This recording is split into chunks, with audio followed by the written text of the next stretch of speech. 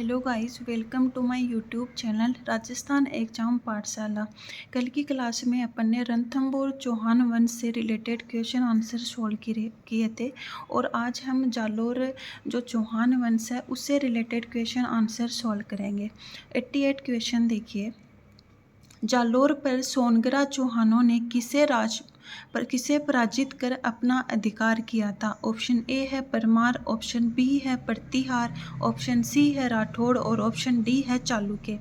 तो मैं आपको बता दूं कि जालोर पर जो सोनगरा चौहान थे उनको है ना जो 1181 में जो कृतिपाल थे उन्होंने है ना प्रतिहारों से है ना जालोर को छीनकर वहाँ पे चौहान वंश की क्या रखी थी, नींव रखी थी। तो इसमें क्या होगा कि जालोर पर जो सोनगरा चौहान थे, सोनगरा चौहानों ने प्रतिहारों को पराजित करके वहाँ पे अपना क्या किया था, अधिकार किया था। क्वेश्चन नंबर 89 देखिए। निम्न में से कौन सा शासक जालोर के चौहान वंश से संबंधित नहीं था? ऑप्शन ए है Vatsraj, option B Kritipal, option C Samar Singh और ऑप्शन डी है उदय सिंह। तो जो वत्सराज थे वो जालोर के चौहान वंश से संबंधित नहीं थे। कृतिपाल थे, जो कृतिपाल ने है ना 1181 ईस्वी में जो प्रतिहारों से है ना राज्य छीनकर वहाँ पे क्या किया था, चौहानों का चौहान वंश की नींव रखी थी। उसके बाद में जो समर सिंह थे, समर सिंह का पुत्र क्या था, उदय सिंह था। वो भी चौहान जालोर के चौहान वंश से संबंधित थे। तो इसका ऑप्शन नंबर ए हो जाएगी। जो वत्सराज थे वो जालोर के चौहान वंश से संबंधित नहीं थे। 90 नंबर क्वेश्चन देखिए। जालोर के चौहान वंश का संस्थापक कौन था? ऑप्शन ए है कृतिपाल, ऑप्शन बी है रतन सिंह, सी है हमीर देव और डी है कानड़ देव।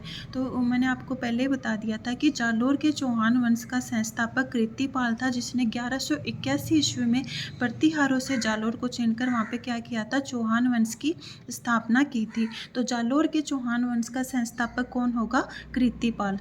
91 क्वेश्चन देखिए। प्राचीन शिलालेखों में जालोर को किस नाम से जाना जाता था? ये क्वेश्चन अपन ने प्रीवियस जो क्वेश्चन आंसर किए थे उसमें भी ये पढ़ा था कि प्राचीन शिलालेखों में जालोर को किस नाम से जाना जाता था। ऑप्शन ए है खिजराबाद, बी है जयगढ़, सी है जलालाबाद और डी है जाबलीपुर। तो अपन ने पढ़ा था कि जो बिचौलिया अभिलेख जो 1169 और 1170 ईस्वी के मध्य लिखा गया था उसमें हमें जालोर का नाम क्या देखने को मिलता था, जाबालीपुर। तो इसका उत्तर हो जाएगा जाबालीपुर।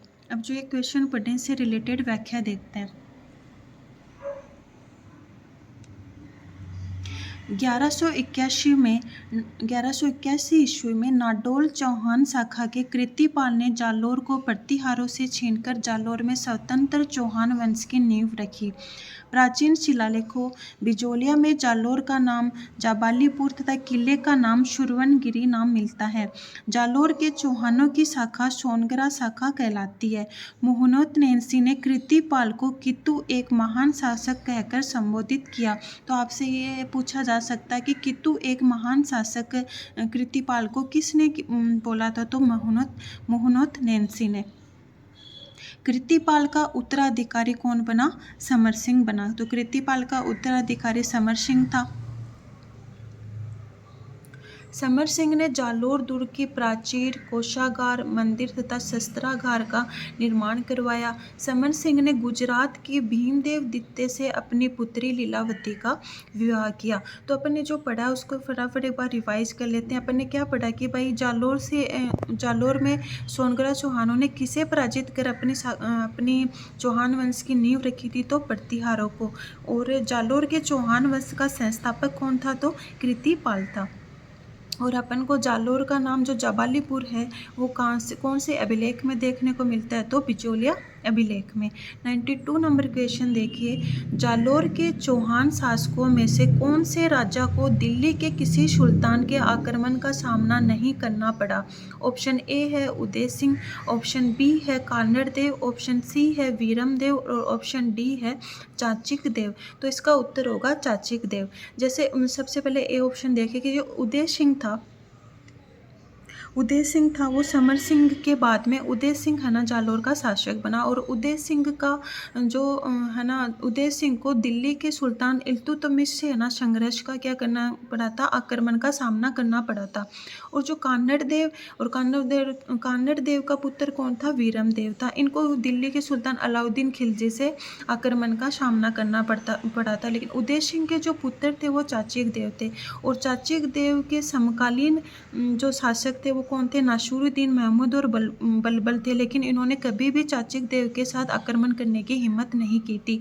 तो इसका उत्तर क्या हो जाएगा, चाचिक देव की जालोर के चौहान शासकों में जो चाचिक देव थे उनको दिल्ली के किसी भी सुल्तान से आक्रमण का सामना नहीं करना पड़ा था। समर सिंह के बाद में बने शासक उदय सिंह का शासनकाल 1205 से लेकर 1257 ईस्वी में तक था। इल्तुतमिश के आधिपत्य वाले मंडोर और नाडोल को हस्तगत किया तथा गुजरात के लवन प्रसाद को क्या किया था, परास्त किया। तो उदय सिंह का जो दिल्ली के किस सुल्तान से संघर्ष था, इल्तुतमिश के साथ था।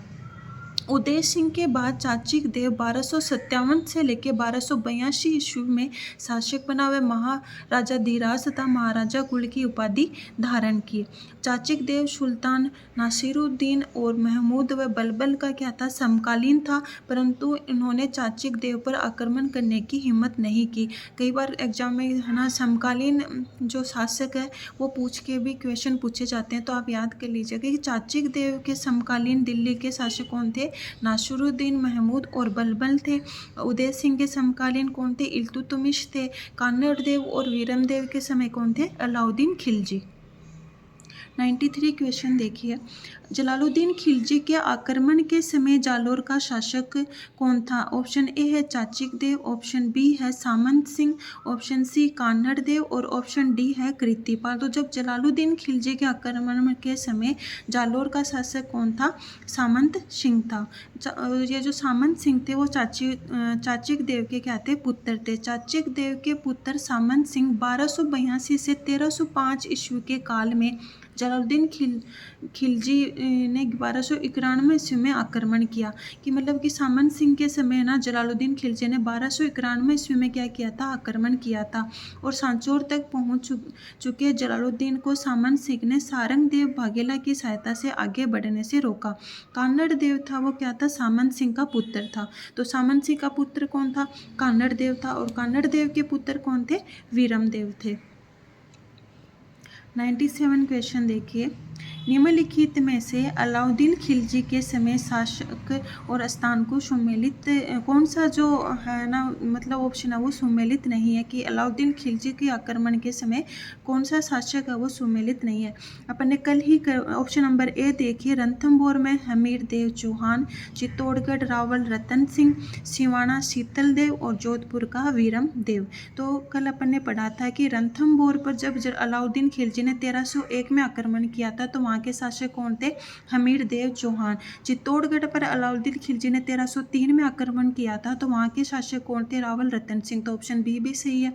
सी है शिवाना पर अलाउद्दीन खिलजी ने 1308 ईस्वी में आक्रमण किया था और उस समय वहाँ के शासक कौन थे, शीतल देव। तो ऑप्शन नंबर सी भी सही है।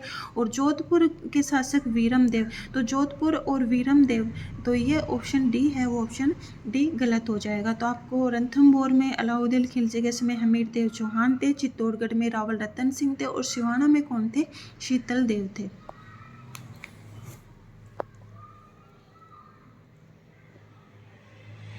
1305 ईस्वी में कान्नड़ देव चौहान जालोर के शासक बना, जो जालोर के चौहान शासकों में सर्वाधिक शक्तिशाली शासक माना जाता है। आपको याद रखना है कि सामंत सिंह का बेटा जो कान्नड़ देव था वो 1305 ईस्वी में जालोर का शासक बना और ये जालोर के चौहान शासकों में सर्वाधिक शक्तिशाली शासक माना जाता है। कान्नड़ देव का मंत्री जेता देवड़ा था जिसने खिलजी की गुजरात से लौटती सेना से भेंट की। आपको मैं यहाँ बता दूं कि कान्नड़ देव और अलाउद्दीन खिलजी के मध्य जो संघर्ष का कारण क्या था कि जो सिवाना था जब है ना अलाउद्दीन खिलजी है ना गुजरात पे है ना युद्ध करने के लिए जा रहा था, तो रास्ते में क्या पड़ रहा था, शिवाना पड़ रहा था। तो अलाउद्दीन खिलजी ने कान्नड़ देव से वहाँ से मतलब जो अलाउद्दीन खिलजी की सेना थी, उन्होंने कान्नड़ देव से वहाँ जाने के लिए बोला, लेकिन कान्नड़ देव ने सेना को वहाँ से आगे नहीं बढ़ने दिया था। इसी कारण से अलाउद्दीन खिलजी और कान्नड़ देव के मध्य संघर्ष हुआ था। तो कान्नड़ देव का मंत्री जेता देवड़ा था, जिसने खिलजी की गुजरात से लौटती सेना से भेंट की। 1305 ईस्वी में अलाउद्दीन खिलजी के ने सेनानायक एन उल मुल्क मुल्तानी को सेना सहित जालौर भेजा और कान्नड़ देव को गौरवपूर्ण संधि का आश्वासन देकर दिल्ली बुलाने में सफल रहा। दिल्ली दरबार में वातावरण उसके स्वाभिमान के विरुद्ध था। फरिश्ता के अनुसार सुल्तान अलाउद्दीन ने हिंदू शासकों की शक्ति को चुनौती दी। इन सब कारणों से कान्नड़ देव दिल्ली दरबार छोड़कर वापस जालौर आ गया था। 94 क्वेश्चन देखिए, निम्नलिखित में कौन सा युग्म अलाउद्दीन खिलजी के आक्रमण के समय शासक सम्मिलित नहीं है। तो अपन ने ये क्वेश्चन अभी थोड़ी देर पहले भी किया था कि ऑप्शन ए में है रणथंभौर हमीर देव, बी चित्तौड़ राणा रतन सिंह, सी शिवाना मालदेव और डी जालौर कान्नड़ देव। तो अपन ने कल पढ़ा था कि रणथंभौर के शासक कौन थे, हमीर देव। 1301 ईस्वी में अलाउद्दीन खिलजी ने रणथंभौर पर आक्रमण किया था, तब वहाँ के शासक हमीर देव थे। तो ऑप्शन ए सही है। चित्तौड़ पर अलाउद्दीन खिलजी ने 1303 ईस्वी में आक्रमण किया था, उसमें वहाँ के शासक राणा रतन सिंह थे। ये भी एकदम सही है। ऑप्शन नंबर सी देखिए, शिवाना और उसके शासक मालदेव। तो ये ऑप्शन गलत है। शिवाना के शासक कौन थे, तो आपको पता है कि सिवाना पे जब अलाउद्दीन खिलजी ने 1308 ईस्वी में आक्रमण किया था, तो वहाँ के शासक कौन थे, शीतल देव थे। और जालौर के शासक कौन थे, कान्नड़ देव। तो जालौर पर अलाउद्दीन खिलजी का आक्रमण के समय शासक कान्नड़ देव थे और सिवाना पे कौन होगा, शीतल देव। तो सी नंबर ऑप्शन यहाँ का उत्तर होगा। 95 क्वेश्चन देखिए, अलाउद्दीन खिलजी ने सिवाना को जीत कर उसका नाम क्या रखा था। ऑप्शन ए है खेराबाद, ऑप्शन बी है जलालाबाद, ऑप्शन सी है मुस्तफ़ाबाद और ऑप्शन डी है मुहम्मदाबाद। तो ऑप्शन जो अलाउद्दीन खिलजी ने सिवाना को जीतकर उसका नाम क्या रखा था, खेराबाद रखा था। और कब जीता था, 1308 ईस्वी में। तब वहाँ के शासक कौन थे, शीतल देव। 96 क्वेश्चन देखिए, अलाउद्दीन खिलजी ने किस दुर्ग को जीतकर उसका नाम खेराबाद रखा। ऑप्शन ए है सिवाना दुर्ग, ऑप्शन बी जोधपुर दुर्ग, सी है रणथंभौर दुर्ग और डी है चित्तौड़ दुर्ग। तो इसका अलाउद्दीन खिलजी ने सिवाना दुर्ग को जीतकर उसका नाम क्या रखा था, खेराबाद रखा था। अब इससे जो सिवाना दुर्ग है और जो शीतल देव और है ना अलाउद्दीन खिलजी के मध्य जो आक्रमण हुआ था, उससे रिलेटेड व्याख्या देखते हैं। हल्देश्वर पहाड़ी पर स्थित सिवाना दुर्ग को जालौर दुर्ग की कुंजी कहा जाता है। चौहान सरदार शीतल देव सिवाना दुर्ग का क्या था, रक्षक था।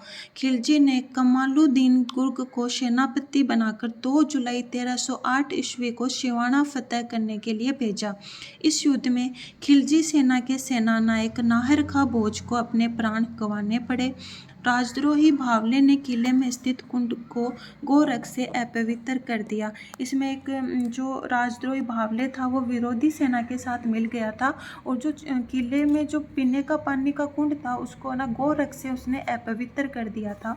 इसी कारण ये कारण भी सिवाना दुर्ग में जो हार थी उसका कारण बना था।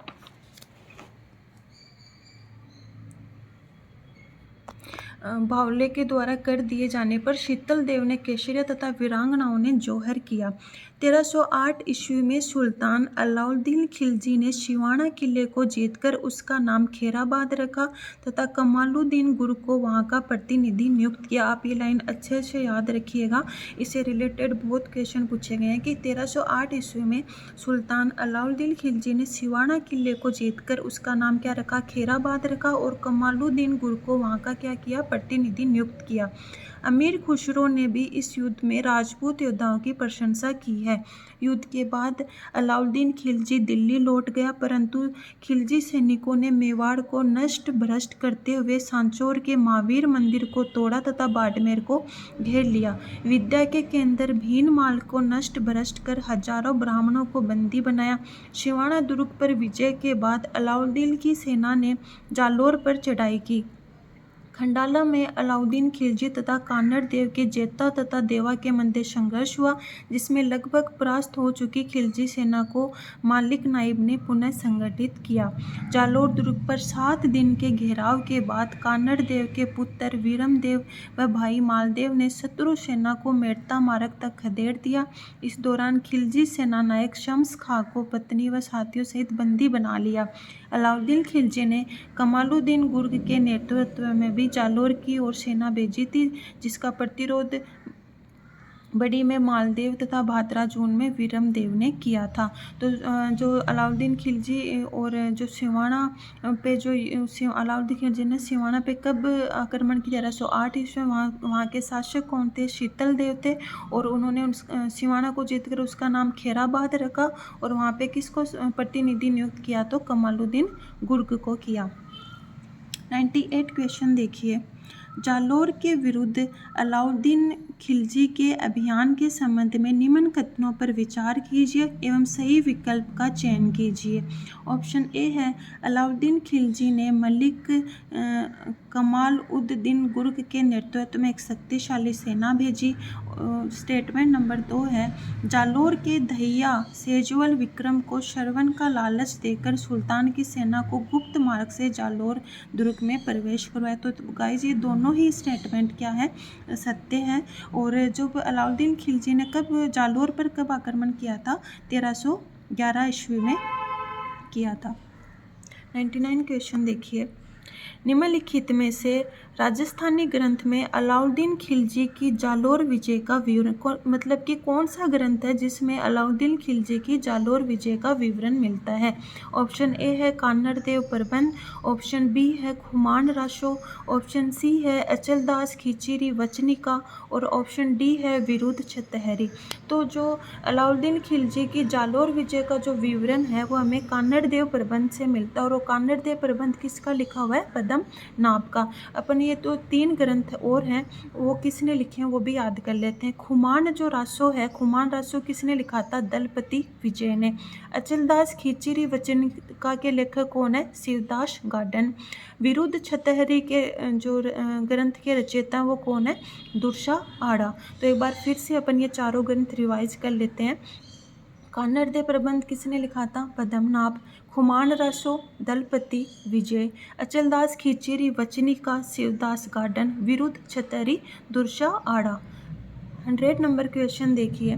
अलाउद्दीन खिलजी ने 1311 ईस्वी में जालोर को जीतकर उसका नाम क्या रखा था? ऑप्शन ए है खिजराबाद, बी है खेराबाद, सी है जलालाबाद, और डी है मोमिनाबाद। तो अलाउद्दीन खिलजी ने 1311 ईस्वी में जालोर कर जीतकर उसका नाम क्या रखा था? जलालाबाद रखा था। 101 नंबर क्वेश्चन देखिए। फरिश्ता के अनुसार अलाउद्दीन खिलजी का जालोर पर द्वितीय आक्रमण किस वर्ष हुआ था? ऑप्शन ए है 1306 ईस्वी, ऑप्शन बी है 1308 ईस्वी, ऑप्शन सी है 1310 ईस्वी, और ऑप्शन डी है 1311 ईस्वी। तो कब हुआ था? 1311 ईस्वी में। 102 नंबर क्वेश्चन देखिए।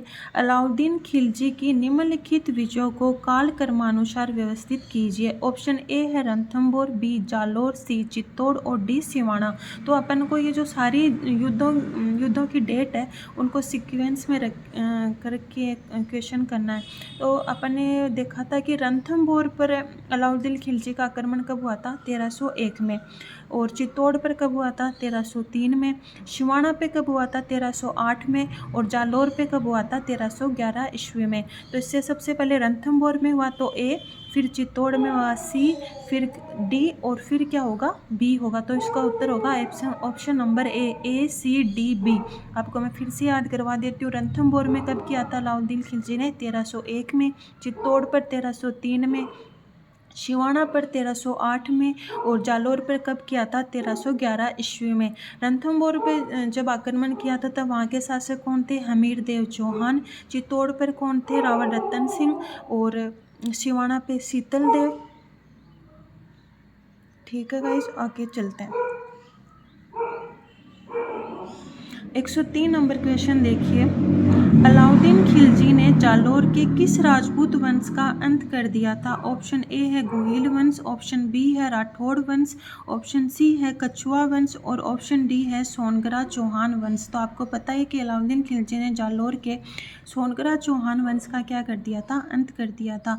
अब अलाउद्दीन खिलजी और जो कानड़ देव थे उनके मध्य जो 1311 ईस्वी में युद्ध हुआ था उससे रिलेटेड व्याख्या देखते हैं। 1311 ईस्वी में अलाउद्दीन खिलजी ने जालोर पर दूसरी बार आक्रमण किया। नैन्सी ने युद्ध का कारण कान्नड़ देव के पुत्र वीरम देव द्वारा सुल्तान की पुत्री फिरोजा से विवाह करने से इनकार करना बताया था।